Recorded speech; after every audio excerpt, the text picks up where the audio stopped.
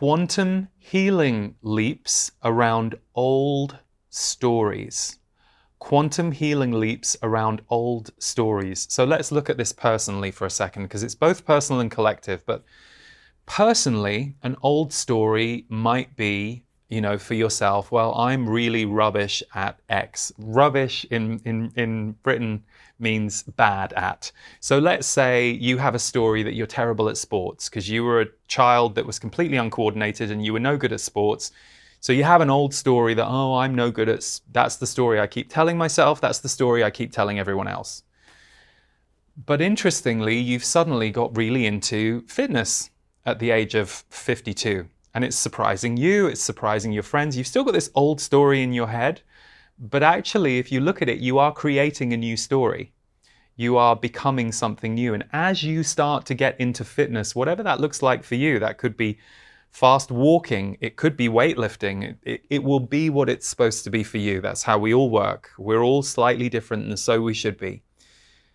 As you surrender the old story and notice the speed at which they rise and clear, you might recognize, oh wow, as I'm walking into this new fitness me, old memories are coming up from the old story of the pain or the dissatisfaction I felt around not being a sports person. So again, I'm using a really pithy example, which is fitness, no fitness in your childhood to suddenly at 52, you get into fitness.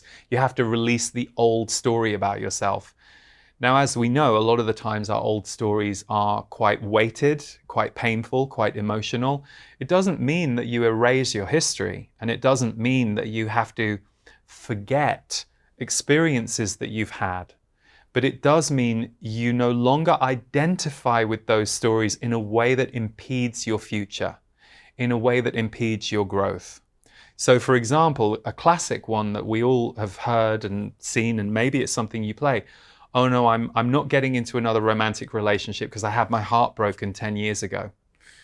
10 years ago. So that's 10 years of life that you've decided to just shut the door on. Now maybe you don't need another romantic relationship in your life, and that's great, cool.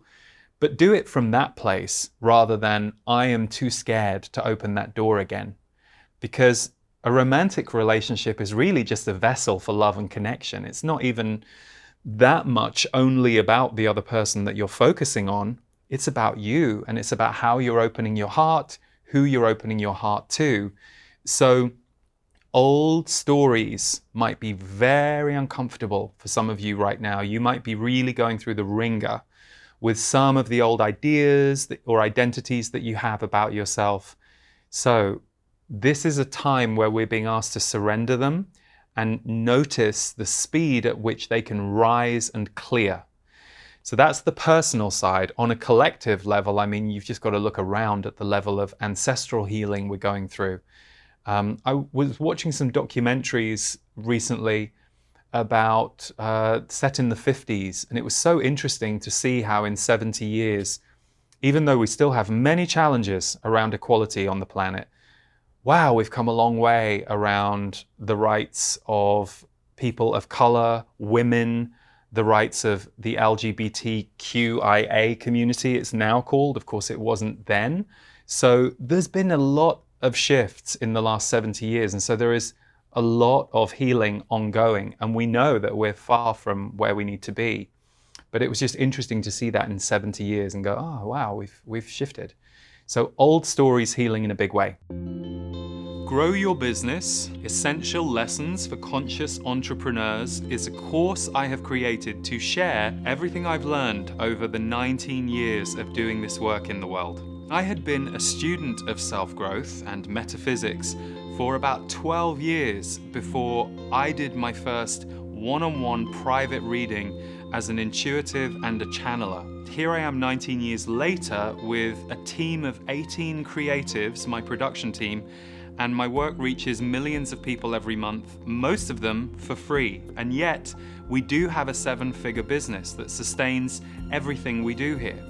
So it has come a long way, and I've changed a lot over those years because I learned a lot of essential lessons.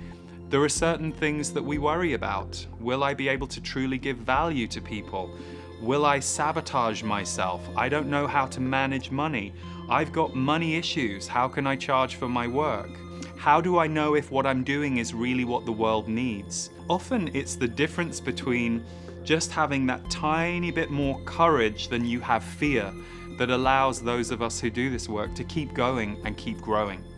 Some essential lessons that we will be covering are serving your mission, your personal mission and the mission of your business, your relationship to money and how expanding that can greatly enhance the business, mindset and the energetics of your work, entrepreneurial self-care, because if you take care of you, you will take care of the business better, outreach and marketing and how to market your work in an authentic way that is true to you, valuing your gifts in the world and pricing your work, building a team, and the art of creativity and transformation and how that can underpin everything that you do.